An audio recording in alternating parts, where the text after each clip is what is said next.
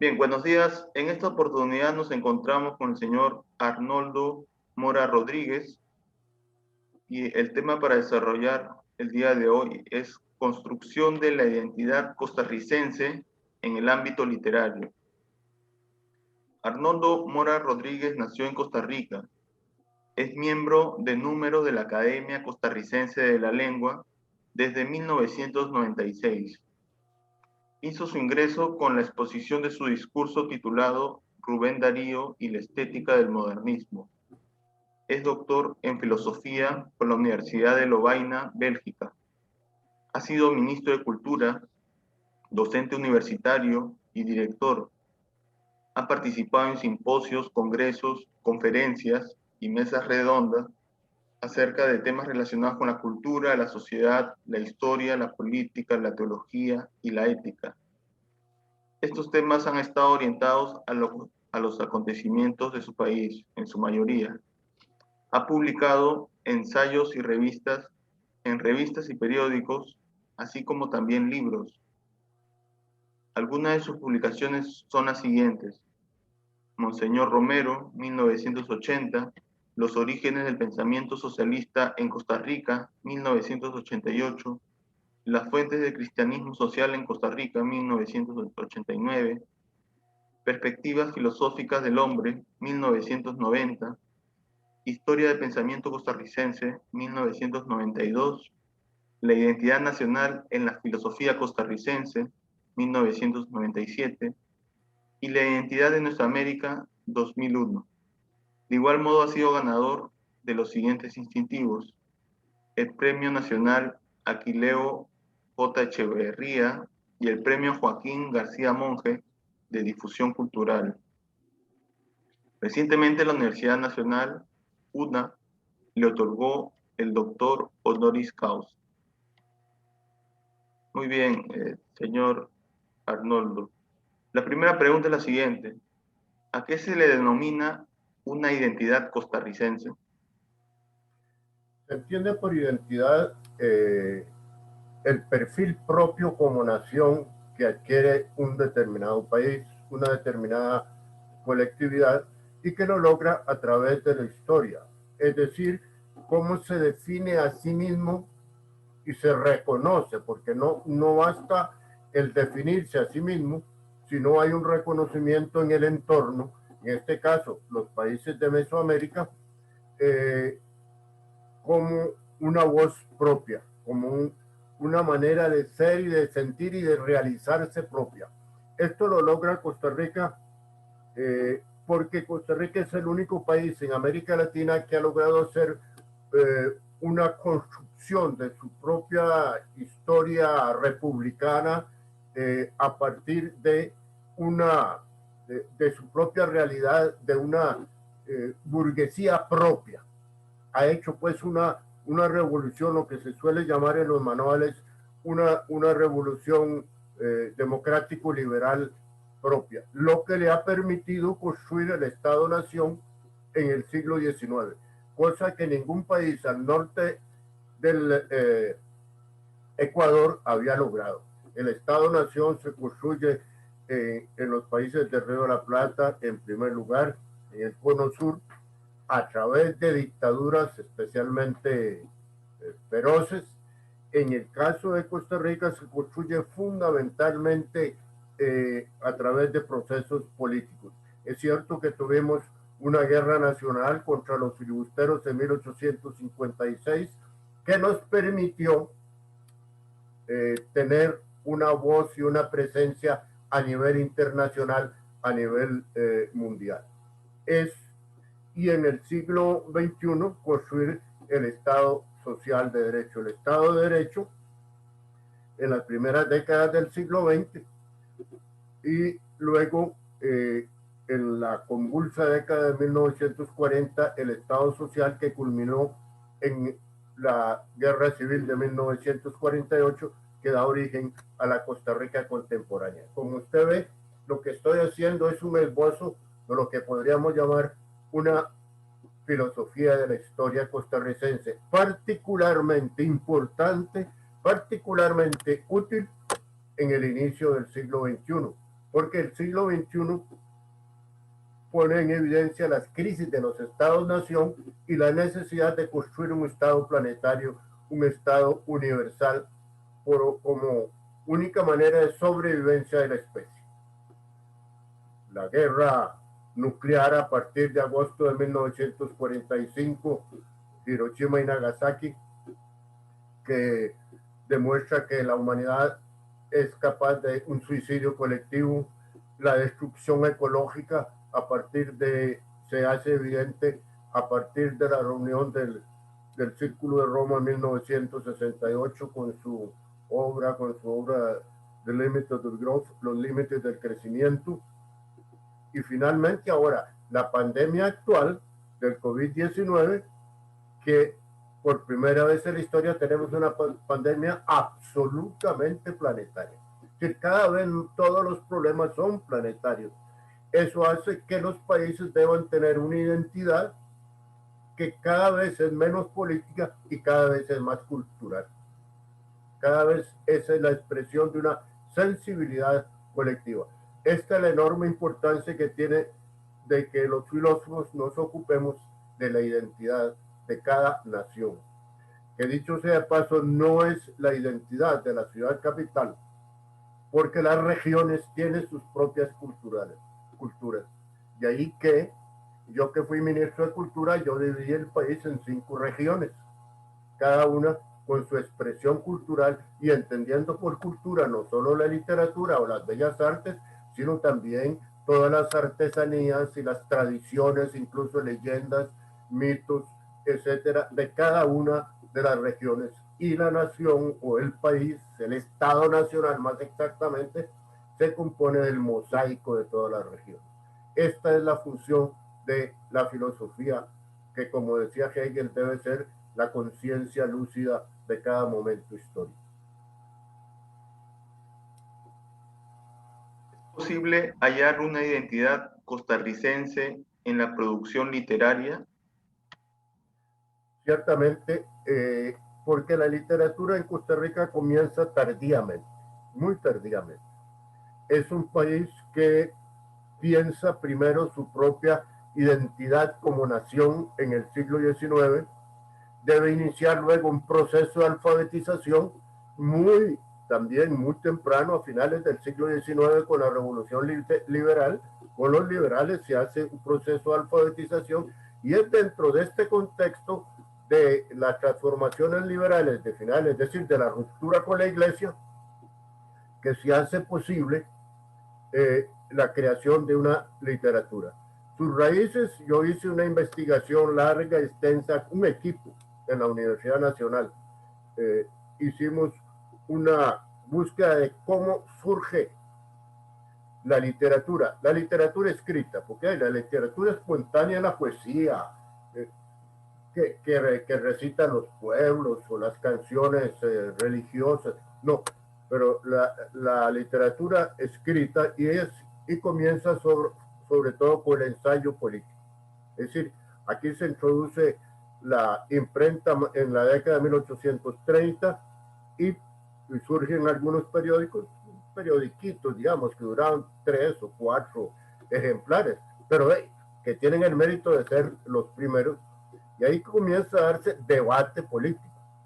Ensayo es el debate político a través de los periódicos, y finalmente a partir del finales del siglo XIX surge ya la literatura. La primera novela es de 1900, de don Joaquín García Monge, El Moto, que es ya de carácter social. Es una denuncia social, sobre todo del campesino oprimido.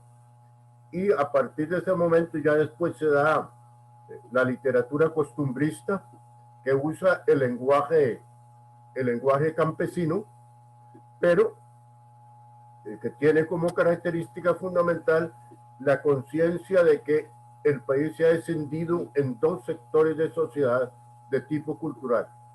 Surgen las ciudades, que es mucho decir, porque realmente no fue sino hasta 1958 que San José supera los 100,000 habitantes. Y antes de 100,000 habitantes es difícil hablar de una cultura citadina. Pero sí hay un sector burgués que descubre el habla campesina y comienza a expresarse a través de lo que llamamos la conchería. Conchería es el campesino aquí. Comienza a expresarse y surge entonces esa literatura costumbrista, y en la década de los 50, 40 el Partido Comunista lleva la novela, sobre todo de carácter social, de denuncia social, a su máxima expresión. Mas Jiménez en la década de los 30 ha introducido el modernismo de tipo crítico. Él es un gran burgués sumamente culto, internacional, o sea que viaja mucho y da una visión externa fuera del país. Con eso hemos logrado, a partir de 1950 ya surge la Costa Rica contemporánea, entonces ya se ha dado una identidad literaria, una identidad nacional desde el punto de vista literario claramente definido.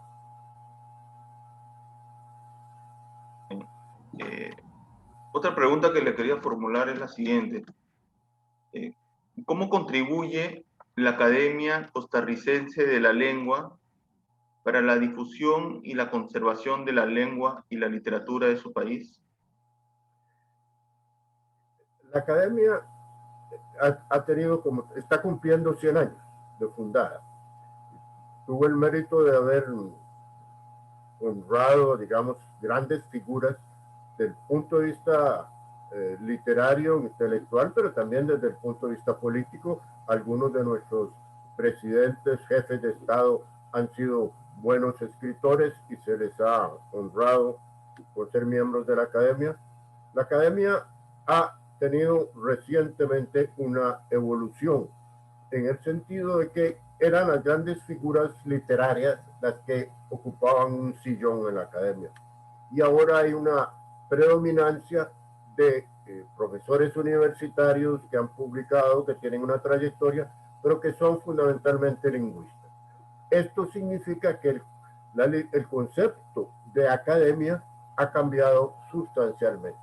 La academia fue creada dentro de la tradición del pensamiento ilustrado, la ilustración francesa del siglo XVIII.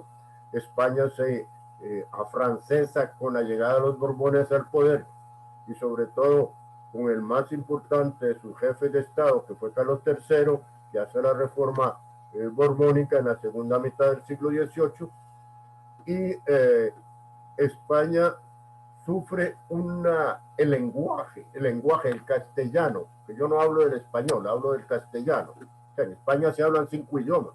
Nosotros hablamos el idioma Isabel I, el idioma de Castilla.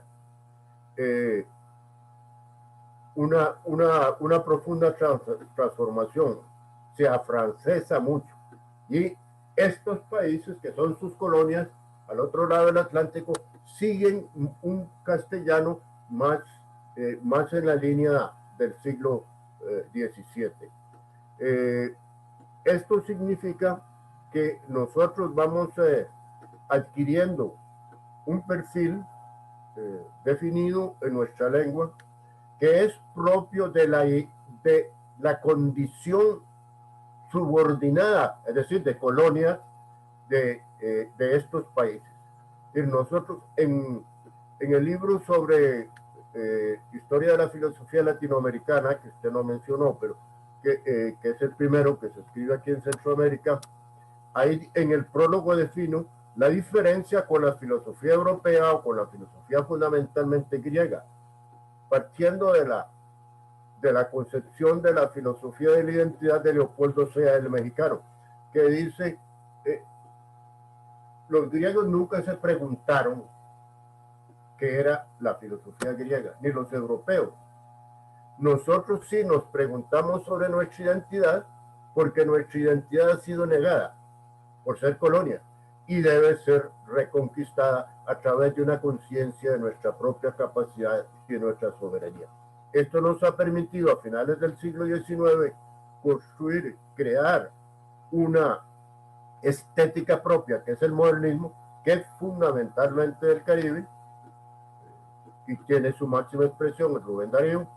Y más recientemente, a partir de la década de los finales de los 50, el realismo mágico, lo real maravilloso con Alejo Carpentier, el realismo mágico, sobre todo con Gabriel García Márquez, que nos ha dado una voz propia y una identidad regional. Esto evidentemente tiene una repercusión en todos los países, también en nuestro, aunque aquí el realismo mágico no ha tenido una presencia mayor, pero el modernismo sí, fundamentalmente en poesía.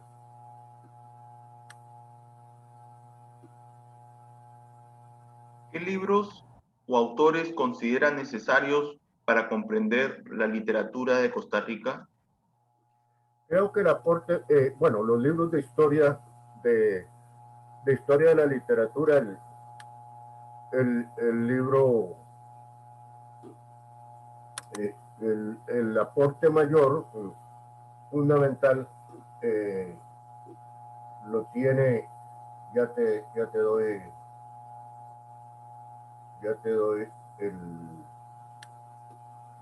ahorita te doy el nombre, se me escapa el momento, el nombre, don Abelardo Bonilla Valdás. Abelardo Bonilla es el que escribió la historia de la literatura, que es un clásico. Pero esto había una concepción que podríamos llamar positivista. Es decir, un fulano nació, escribió tales obras, pertenece a tal corriente estética y sigue el siguiente. Yo lo digo un poco irónicamente, como si fuera el directorio telefónico, como si fuera uno detrás de otro. El que hace una interpretación y renueva integralmente esta concepción es Álvaro Quesada. Es el que le recomiendo los libros de Álvaro Quesada, donde lo ve desde el punto de vista de la identidad nacional. Rescata, por ejemplo, no solamente la literatura de tipo de realismo social, que parte de Joaquín García Monge, sino también la literatura que decía costumbrista, Aquileo Echeverría, de Magón, que rescatan el hablar, las costumbres, aunque lo hacen irónicamente, porque se burlan un poco del campesino, pero lo ponen como sujeto histórico. O sea, no es solamente un tema literario, es que ellos son seres que construyen la sociedad costarricense. Los mete dentro de la identidad a un nivel que podríamos llamar de igualdad. O sea, le dan una ciudadanía, no de segunda, sino una ciudadanía como parte, como elemento imprescindible de lo que es la nacionalidad costarricense. Esos son los autores. Ahora hay más recientes, Flora Ovares, por ejemplo, tiene varios ensayos, pero estos son, digamos, los dos libros o los dos autores que son los más representativos de una literatura, de una visión de la literatura costarricense de tipo histórico integral. Uno desde un punto de vista más positivista, y el otro, Álvaro, mucho más moderno, mucho más actualizado, de una concepción un poco más histórico-dialéctica, pero ambos dan una visión, son para mí los más representativos para responder a su pregunta. ¿Considera que los referentes culturales o contextuales son necesarios para la comprensión de la literatura de Costa Rica?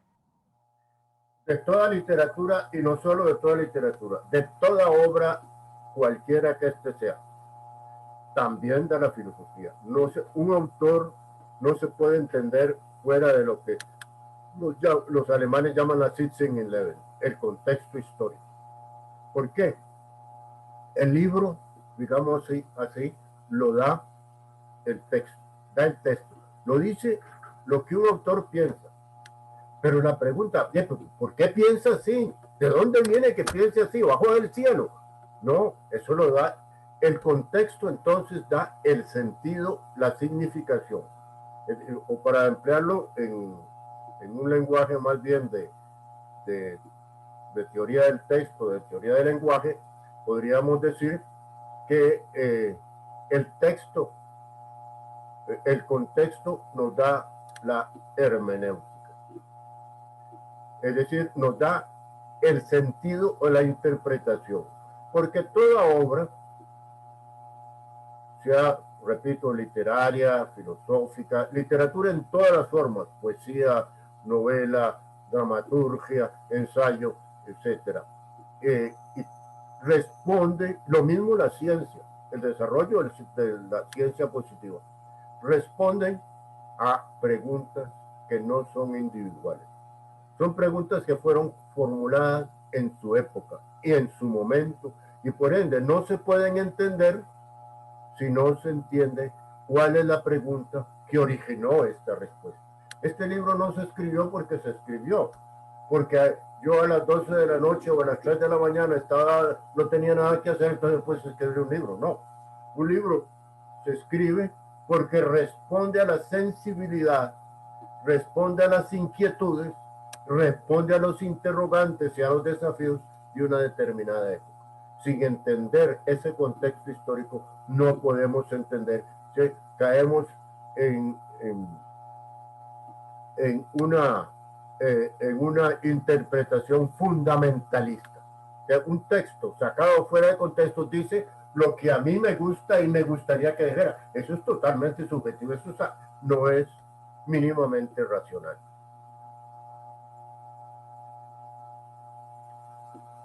En Latinoamérica hubo un periodo en el que el escritor adoptaba un compromiso político con la sociedad. Este era plasmado a través de sus ensayos literarios. Sin embargo, conforme ha transcurrido el tiempo, esto ya no ha sido indispensable. Frente a ello, ¿podría contarnos cómo se ha desarrollado esta postura en la literatura de Costa Rica? Bueno, lo que llamamos literatura comprometida, el término proviene de Jean-Paul Sartre, a partir de la Segunda Guerra Mundial, que se da dentro de un contexto de la Guerra Fría. Entonces, en la Guerra Fría, entonces, separa los buenos y los malos según sea el bando donde yo esté, sea bueno o sea malo. Pero es donde la confrontación ideológica es predominante. Al ir disminuyendo el peso, y sobre todo con la desaparición de la Unión Soviética en 1990, se diluyó la ideología. No es que la ideología desaparece, evidentemente, todo escritor tiene una posición política. Lo que pasa es que esa posición política es consciente, es decir, es clara, explícita o no la es, pero es. Siempre tiene, desde el momento en que es acogida su palabra, su obra, es acogida en una sociedad, él ya toma posición en un sentido o en otro, lo quiera o no lo quiera, es decir, explícita o implícitamente. Lo que pasa es que ya no ocupa la misma relevancia que antes, porque ahora los problemas de la identidad, los problemas culturales son igualmente fuertes. Pensemos que, por ejemplo, las guerras actuales, según Naciones Unidas, ha habido, después del fin de la Guerra Fría, más de 8 guerras de religión, en Yugoslavia o actualmente en la Edad Media, en el Asia Menor, sobre todo en torno al asunto palestino-israel, el factor religioso es dominante. En todo lo que llamamos terrorismo, trátese de islámico o trátese del fundamentalismo religioso norteamericano, hay también un componente que no es estrictamente ideológico, sino que tiene connotaciones culturales. La fragmentación de España y Cataluña tiene su identidad por su lengua. Lo mismo podemos decir del País Vasco, lo mismo podemos decir de las otras regiones, cada una tiene su propia identidad. Actualmente en el Reino Unido, que también se descompone porque Escocia quiere seguir su propio camino, y cuidado si no, en los Estados Unidos se va a dar lo mismo. Bolivia acaba de definirse como un estado pluricultural. En Costa Rica hubo una reforma al artículo primero de la Constitución Política que define al país como una nación pluriétnica y pluricultural. Entonces, como usted ve, el factor cultural está jugando un papel cada vez más protagónico, igual y en algunos casos superior al papel que jugaban las ideologías en la posguerra. Eso se puede ver pues en nuestra literatura también, y en todas las literaturas. En el caso del Perú es muchísimo más evidente por la gran figura intelectual que fue Mariátegui, y cómo marca precisamente la identidad, en este caso indígena, inca, cómo marca la conciencia y cómo desde esta identidad cultural se define las otras identidades, ideologías políticas.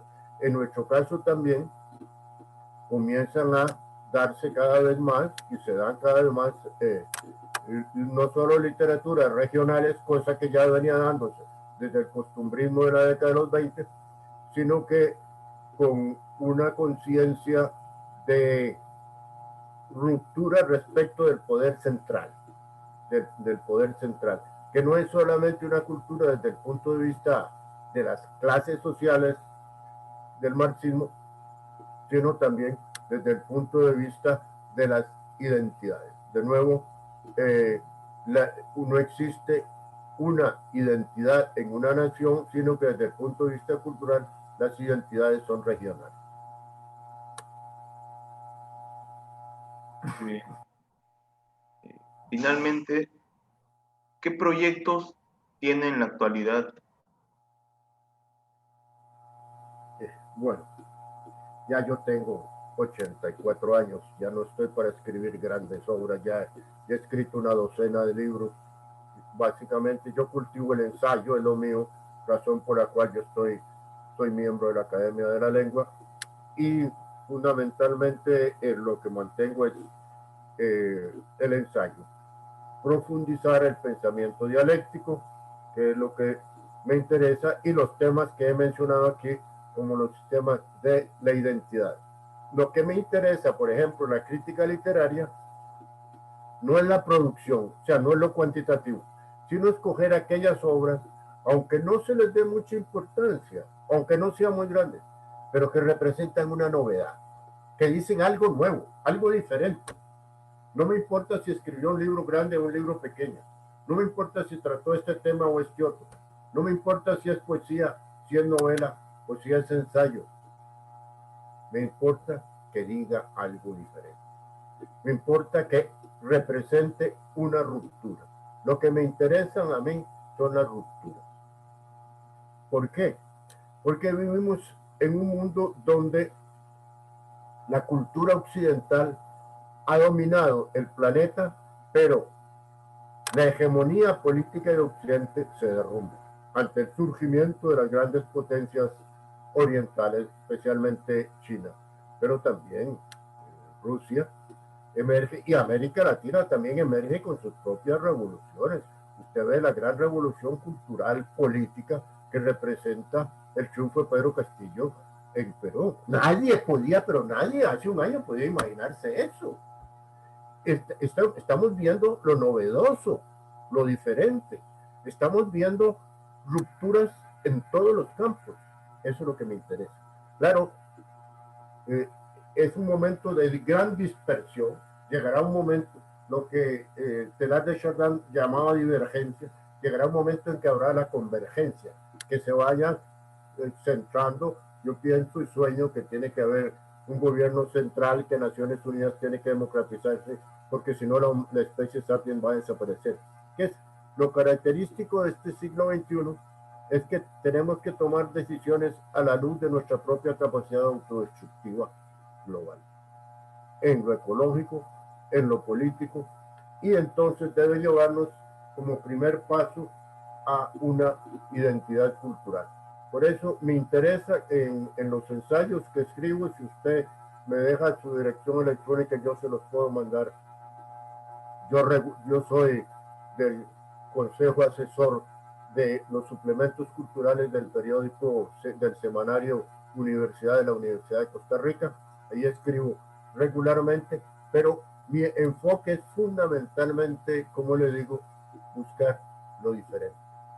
Este dijo algo distinto. Hasta ahora que yo me dé cuenta, nadie ha dicho eso. Eso es lo que a mí me interesa.